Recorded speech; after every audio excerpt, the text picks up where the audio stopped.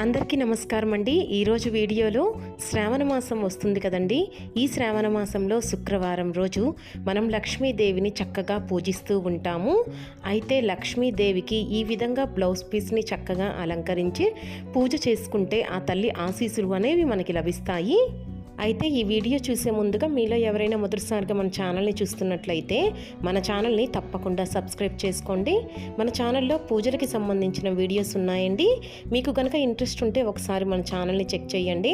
మన ఛానల్లో శ్రావణ మాసానికి సంబంధించిన పూర్తి వివరాలు ఉన్నాయి.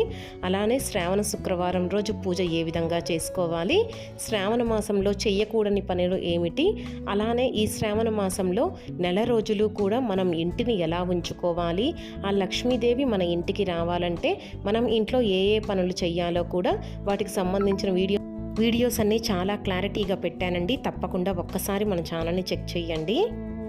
అమ్మవారికి ఈ విధంగా చక్కగా బ్లౌజ్ పీస్ని అందంగా ఈ విధంగా సెట్ చేసుకోవచ్చండి. చాలా సింపుల్గా మనం ఈ మెథడ్ అనేది చేసుకోవచ్చు.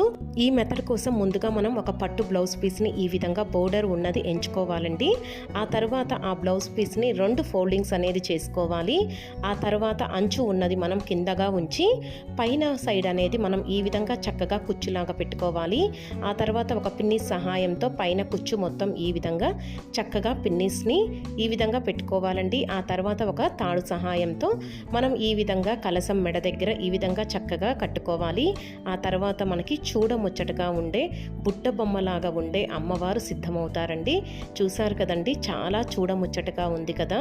ఆ తర్వాత ఈ విధంగా చక్కగా మన దగ్గర ఉన్న ఆభరణాలతో కానీ మన దగ్గర ఉన్న పువ్వులతో కానీ అమ్మవారిని ఈ విధంగా అందంగా అలంకరించుకోవచ్చండి. ఈ వీడియో కనుక మీకు నచ్చితే మాత్రం మన ఛానల్ని తప్పకుండా సబ్స్క్రైబ్ చేసుకోండి. వీడియోలో అమ్మవారు మీకు నచ్చినట్లయితే తప్పకుండా నాకు కామెంట్ చేయండి.